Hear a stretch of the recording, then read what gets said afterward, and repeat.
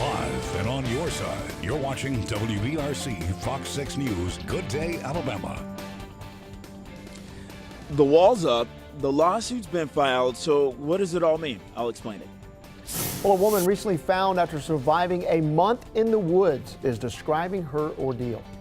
And the Powerball numbers have been drawn. Did anyone win the $430 million jackpot? We didn't, because we're here this morning. And you probably didn't either, but 6 o'clock in the morning, we're going to get to that story a little later. Welcome in. I'm Megan Hayes, filling in for Janice today. And I'm Mike Dubberly, and I'd be here regardless if I won the lottery. Me too. Just to spend time with Mickey and Megan. If y'all won the lottery, would you give me $1 million? Yeah. Yeah, absolutely. All right. We got it on camera. Yeah. It depends on what you'd spend it on. Yeah. All righty, well, we have a look outside and live in Hamilton. They've got some fog in the valley there, but everywhere else is looking pretty clear. Sure looks clear in Birmingham. The glow of the sunshine for another day.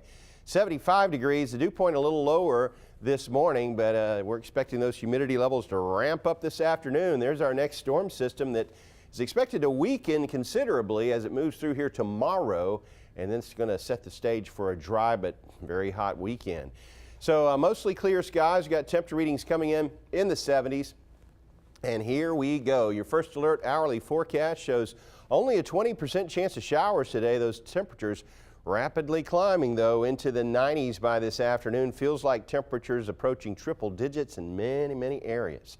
So it gets pretty steamy out there, Derek. How's it looking in traffic? Looks great, Mickey, as we open up the 6 o'clock hour. A live look downtown, I-20-59 northbound and southbound through the city center, looking up at the Red Mountain Expressway interchange there. Not a whole lot to slow you down right now. Here's what it looks like on our live data traffic tracker system. A lot of green. Green is good. That is a speed limit ride for you right now. Interstates and major highways heading into Birmingham, no delays at all. I'm Derek Scudder, your WBRC Fox 6 First Alert Traffic Tracker. All right, thank you, Derek. Well, a legal battle is underway right now concerning that Confederate statue in Lynn Park downtown. WBRC's Bakari Savage has the latest on the case, which started just 2 days ago. Good morning, Bakari.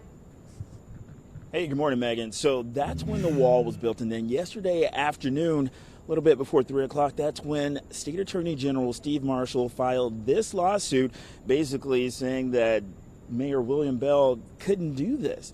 It comes down to this law that Governor Kay Ivey signed back in May, saying that no public monument that's been in place for at least 40 years can be removed, altered, or disturbed as part of the Alabama Memorial Preservation Act of 2017, which placing the wall around the monument could be seen as Mayor Bell's way around this.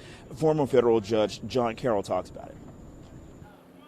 You know, the statute says that the monument cannot be disturbed. And so that's the question. What does disturbed mean? And from Hugh's viewpoint, do you see the disturbance? If you're the state, you're going to argue, look, the purpose of this monument was to honor the Confederacy, and that is clearly, by covering it up, you're disturbing that. And also, a GoFundMe page has been set up to cover the $25,000 fine that would go towards removing this memorial, or rather this monument. So far, only $1,000 have been raised. Reporting live at Lynn Park, I'm Bakari Savage, WBRC Fox 6 News, on your side. Thank you, Bakari. Governor Kay Ivey also giving her thoughts on the monument fight while at an event in Huntsville. She's standing by the historic preservation law, which she signed in May. Alabama has a very proud distinction of being, has a dual distinction of being the birthplace, the cradle of the Confederacy, and the birthplace for civil rights. So we need to preserve our history, the good, the bad, and the ugly, so we can understand better our past. The State House passed the preservation law unanimously while the Senate approved it 23-6. Well, we have an update now on that double homicide we first told you about on Good Day Alabama. Police have released the names of the two men who were found shot to death in a home yesterday. This happened on Northland Avenue near 24th Street Southwest. Police say the victims are 20-year-old DeJohn Williams and 22-year-old Dante Lanier Hall. Police describe the murders as cold and calculated, but they say right now they don't know why the men were killed. No one has been arrested. Now, that double homicide Wednesday morning brings the number of non-justifiable homicides in the city of Birmingham now to 61 this year. That's 10 more than at this point last year. Birmingham police have arrested a man they believe spray painted several cars right by the Jefferson County Courthouse. Police believe the man spray painted 7 or 8 cars late Wednesday afternoon on 7th Avenue North behind the Birmingham Public Library, not far from the Confederate Memorial in Lynn Park. The person's name has not been released. Well, this morning, Helena police are investigating a deadly industrial accident. Officers say a woman was pulled into an industrial machine and died Wednesday at the ABC Polymer plant on Elm Street. Authorities are now trying to determine how that accident occurred. The victim's name has not been released. Hoover police need your help identifying a woman caught on camera taking a purse at the Galleria. Take a look at this video here of the incident in question. You can see the woman in the blue shirt. She's replacing a stroller in a kiosk. As she's walking away, she spots a purse that someone else left behind. She stops, grabs the purse, and then leaves the mall. If you know who that person is in the video, you are asked to call Hoover police. Well, one local homeowner is trying to get her house back together after suffering a scary event. Now, when Lisa Geyer returned her from voting on Tuesday, she found broken windows, a damaged roof, and power blown out. Also, other damage at her home in Sylacauga. This was in a bit of a she was in a bit of a panic, as you would imagine. She called police. Well, they were able to give her some answers, and it turns out it was not any type of a burglar who did all the damage. It was lightning. You couldn't have been in the house because you would have been killed. That's what they told her. Well, her dog was at home at the time, but he survived because he was on the bed, not anywhere where he could have been grounded to feel the effects of the current. Wow, thank goodness they're okay. An update now this morning on funeral plans for a West Blockton firefighter who died right after returning from a call. The family will hold a service for Lieutenant Clint Hardeman this morning at First Baptist Church of Woodstock. The visitation is from 10:30 to noon. The funeral follows right afterward. He was a West Blockton firefighter for over 5 years. Well, new this morning, investigators have released more photos of the young woman who survived a month in the woods. Lisa Theris survived naked and alone. She says her determination to see her family again is what kept her alive. Investigators say Theris ran away from 2 men who burglarized a hunting camp, but then she got lost.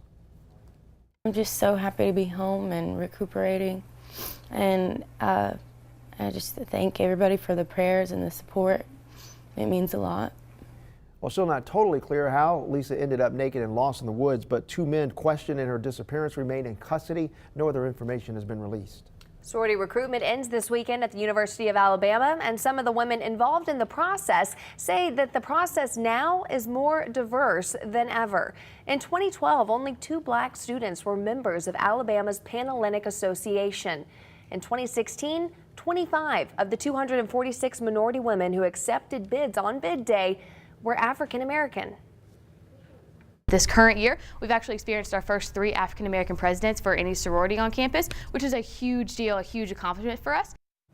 Well, this year, more than 2,600 women are participating in sorority recruitment. The university could release the number of minority women accepting bids by Saturday afternoon. Well, a dragon has been spotted at the International Space Station. Don't panic, it's a good thing.